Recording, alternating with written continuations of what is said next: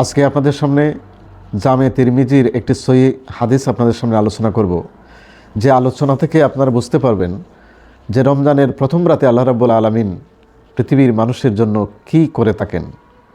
এই পৃথিবীতে মানুষ যেন রমজান মাস সঠিকভাবে পালন করতে পারে তার জন্য কি পরিবেশ তৈরি করেন, এবং এই রমজান মাসে একজন মুসলমান নরনারীর করণীয় কি, সেই ব্যাপারে প্রথম রাতেই আল্লাহ পাক রব্বুল আলামিন একটি গাইডলাইন আমাদেরকে দিয়ে থাকেন।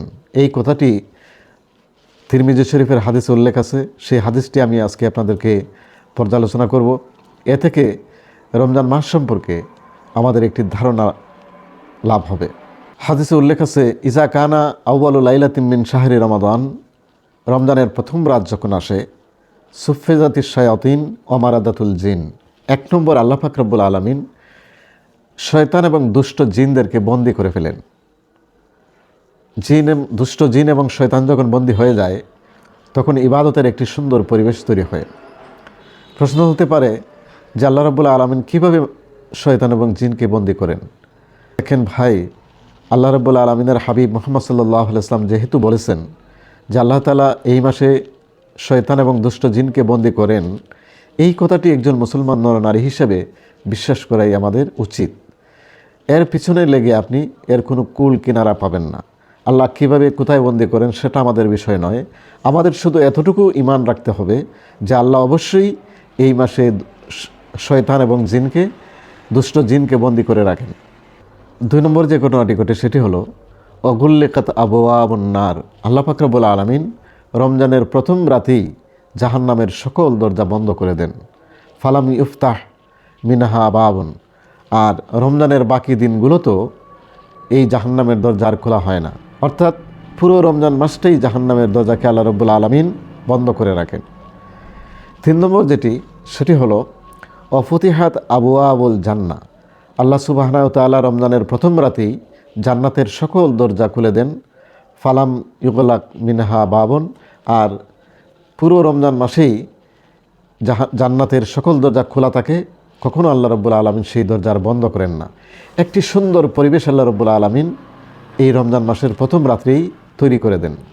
একদিকে শয়তান এবং দুষ্ট জিন বন্দী, অপরদিকে জাহান্নামের সকল দরজা বন্ধ, আর জান্নাতের সকল দরজা আল্লাহ রাব্বুল আলামিন খুলে দেন।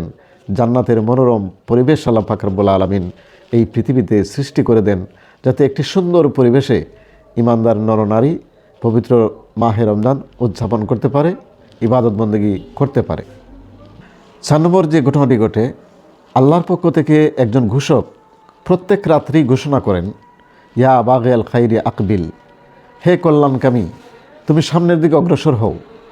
ওয়া বাগে শাররি আকসির, আর যারা গুনার কাজের অভ্যাস আছে এই রমজান মাসে অন্তত থামো, এই মাসে গুনার কাজ করো না। কারণ হচ্ছে এই রমজান মাসে যদি একজন মানুষ কোনো নেক কাজ করে, একটি ভালো কাজ করে, আল্লাহ পাক রব্বুল আলামিন 70 গুণ বাড়িয়ে তার আমলনামার মধ্যে সওয়াব দেবেন।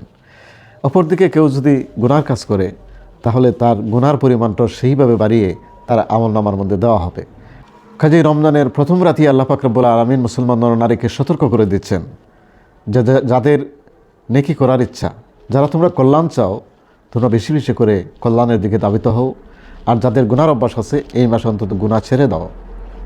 ওয়ালিল্লাহি ওয়াতাকাউ মিনান নার, আর এই রমজান মাসে আল্লাহ পাক রব্বুল আলামিন অসংখ্য মানুষকে জাহান্নামের আগুন থেকে মুক্তি দিয়ে থাকেন। ওয়া যালিকা কুল্লা লাইলাতিন, আর এইভাবে একজন ঘোষক রমজানের প্রতিটি রাতেই মানুষকে ডাকাডাকি করেন যে তোমরা কল্যাণের দিকে ধাবিত হও আর গুনার কাছ থেকে থামো। আপনারা বুঝতে পারলেন এই রমজান মাসের প্রথম রাতেই আল্লাহ পাক রব্বুল আলামিন শয়তান এবং দুষ্ট জিনকে বন্দী করে ফেলেন, এবং প্রথম রাতেই জাহান্নামের দরজা বন্ধ করে দেন, পুরো মাসটাই বন্ধ থাকে।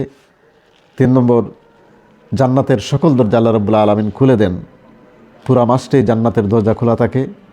আর চতুর্থত, একজন ঘোষক প্রতি রাতেই ঘোষণা করে থাকেন, যারা কল্যাণ চাও তোমরা কল্যাণের পথে বেশি বেশি ধাবিত হও, বেশি বেশি নেক কাজ করো, আর যাদের গুনার অভ্যাস আছে এই রমজান মাসে গুনাহ থেকে থেমে যাও, আর করো না। যতটুকু হয়েছে আল্লাহর কাছে তওবা করো, আর এই রমজান মাসে গুনার কাজ করে জাহান্নামের পথকে তোমরা সুগম করো না। আল্লাহ পাক রব্বুল আলামিন রমজানের প্রথম রাতেই এই অনুভূতি যেন আমাদের সৃষ্টি করে দেন। আমরা বেশি বেশি ইবাদত বন্দেগীর মাধ্যমে এই রমজান মাসটি কাটাবো আর গুনাহ কাজ ছেড়ে দেব। ইনশাআল্লাহ আল্লাহ পাক রব্বুল আলামিন জাহান্নামের আগুন থেকে আমাদেরকে মুক্তি দেবেন। চির শান্তির জায়গা জান্নাতে আল্লাহ পাক রব্বুল আলামিন আমাদেরকে স্থান দেবেন। আজকে এই পর্যন্ত সবাই ভালো থাকুন, সুস্থ থাকুন। আসসালামু আলাইকুম ওয়া রাহমাতুল্লাহি ওয়া বারাকাতুহু।